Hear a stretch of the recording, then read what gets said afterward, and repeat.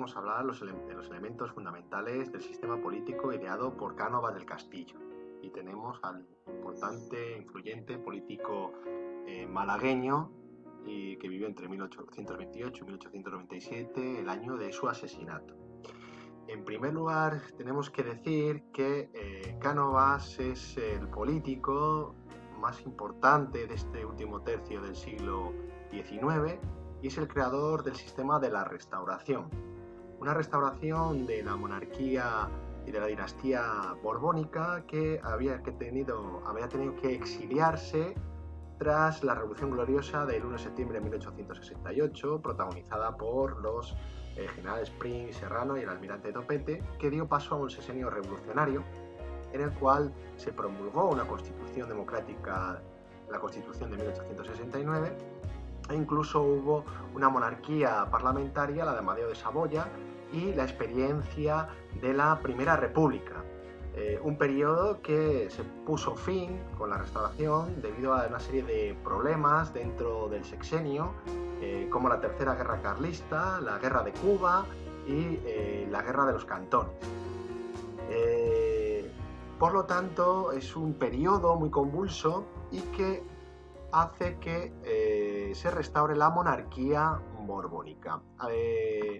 Cánovas, aparte de político, era historiador y conocía de la importancia de controlar a los militares y por lo tanto hizo que Alfonso XII estudiase en la Academia de Sanjas, donde redactó el manifiesto de Sanjas para Alfonso XII, que se publicó el 1 de diciembre de 1874. Alfonso XII, hijo de Isabel II, quería romper un poco el periodo anterior y en este manifiesto prometió un gobierno constitucional y democrático y con ausencia de represalias con respecto a todos aquellos que se habían opuesto a la monarquía borbónica y que había finalizado con la expulsión de los Borbones en 1868. A pesar de intentar Cánovas de mantener al ejército fuera de la política, como hemos visto en temas anteriores, el ejército va a tener gran presencia durante el siglo XIX y durante el siglo XX con una serie de pronunciamientos. En este caso del general segoviano Martínez Campos, que el 29 de diciembre de 1874, en Sagunto, lo que hace es poner fin al periodo anterior e iniciar la restauración borbónica con Alfonso XII. Alfonso XII tiene muy claro, esto con inspiración de Cánovas, con el gobierno de Cánovas, que tiene claro tres objetivos: la adaptación del sistema a la realidad política, la eliminación de cualquier tipo de radicalismo del sexenio democrático. Damos cuenta de que también parte de los cantones, el carlismo y la guerra de Cuba también tenía problemas sociales con el fuerte progreso de los movimientos sociales, como por ejemplo el Partido Socialista o el sindicalismo, como la UGT, que comenzaban a tener gran fuerza debido a la entrada de la Primera Internacional durante el sexenio democrático. También se va a crear una nueva constitución, que es una de las partes o puntos fundamentales de este sistema canovista, y se va a poner fin a la guerra en Cuba en el 78, la guerra de los 10 años, 68-78, también gracias a la paz de Zanjón, obra de Martínez Campos, y la pacificación en el norte con el fin de la Tercera Guerra Carlista. Uno de los puntos fundamentales de este sistema canovista hemos dicho que es la Constitución de 1876, que tiene una serie de características importantes, como es una soberanía compartida, es una constitución muy moderada. Por lo tanto, la soberanía es compartida entre Cortes y el rey, en este caso Alfonso XII. Hay una menor defensa de los derechos de los ciudadanos con una tendencia a la restricción. No hay que olvidar, como hemos dicho anteriormente, que es una constitución muy moderada. Existe la división de poderes, pero el legislativo se reparte entre las Cortes y el rey, y este último podía disolver las cámaras y podía vetar una ley por legislatura, por lo tanto tenía amplios poderes legislativos. El ejecutivo estaba formado por el propio rey a través de sus ministros. El rey era una figura inviolable y no respondía ante las Cortes y elegía a su presidente de gobierno, algo que va a ser fundamental en lo que vamos a ver del bipartidismo y el turnismo político. A su vez, había el Poder Judicial, en el que se intenta unificar los códigos y se reafirma. Las Cortes eran bicamerales, entre un Senado, la Cámara Alta, con senadores con derecho propio, designados por el rey o elegidos entre los mayores contribuyentes. Podemos significar que esta constitución es bastante moderada. El Congreso se elegía por sufragio directo y el partido gobernante decía el tipo de sufragio. Damos cuenta que en este momento está el sufragio restringido y con la subida o ascenso del Partido Liberal de Sagasta se va a producir el sufragio universal masculino. Este sistema se basaba, aparte de la Constitución de 1878, en el turno de partidos. Dos grandes partidos, el Partido Conservador, que estaba en manos de Cánovas, que tenía como bases sociales a la nobleza, a la iglesia, a la alta burguesía, comercial e industrial y al ejército. Y por otro lado el Partido Liberal, fusionista, de Práxedes Mateo Sagasta, que estaba formado sobre todo por grupos políticos y personajes principales del sexenio. Hemos visto, por lo tanto, que estos dos grandes partidos van a acaparar los gobiernos durante esta restauración borbónica y, sin embargo, se van a encontrar con partidos fuera de este sistema que no pueden, por ejemplo,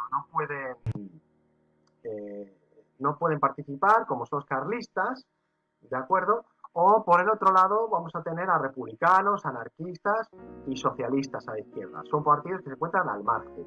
Entonces, para este dominio de ambos partidos, se va a constituir lo que se denomina el turno de partidos, el turnismo, que es este cambio de gobierno cuando un partido se desgastaba por su gestión a lo largo de ese gobierno y al frente del Estado lo que hacían era cambiar o turnarse en el gobierno, es decir, cambiaba el presidente del gobierno, convocaba elecciones y las cocinaba, ¿de acuerdo?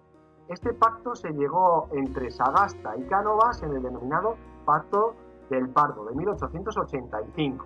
Era, por lo tanto, que el presidente de gobierno cambiaba y era el líder de la oposición, que pasaba a ser presidente de gobierno, y con ayuda del Ministerio de Gobernación y otra serie de figuras que hablaremos posteriormente, fabricaba las listas electorales. Aquí vemos lo que veremos a continuación, que es cómo se cocinaban el caldo gordo, el turnismo, como cuando gobernaba un partido, fabricaba las elecciones, las manipulaba y daba el cambio de gobierno, respetando gran parte de la política de uno y otro partido. ¿Cómo se controlaban esas elecciones? Pues bien, había dos sistemas por parte del propio gobierno a través del Ministerio de la Gobernación, famoso fue el ministro de Gobernación Romero Robledo, el encasillado por el artículo 29, cuando solo se presentaba un candidato por una circunscripción, esto hacía que esa circunscripción o ese candidato fuera proclamado automáticamente. También los denominados cuneros, aquellos que no conocían ni tenían relación con esa circunscripción, pero que se determinaba que fueran los candidatos y que fueran elegidos por esa circunscripción. Había también candidatos que tenían circunscripciones propias y no cambiaban según ni un gobierno ni otro, como era Conde de Romanones, y también la manipulación por parte de los gobernadores civiles que recibían órdenes del Ministerio de Gobernación. ¿Cómo se manipulaban? Pues a través de lo denominado pucherazo, la manipulación de listas, la compra de votos, la amenaza física, los favores entre unos y otros, el voto incluso de los muertos. ¿Quién ayudaba dentro de esas circunscripciones y de todas las zonas rurales? Eran los caciques. Caciques eran personas con un poder económico y socialmente reconocidos, influyentes dentro del sistema electoral y que tenían una clientela que ayudaba políticamente a este cacique y a cambio este cacique les facilitaba una serie de favores, es un sistema de favores.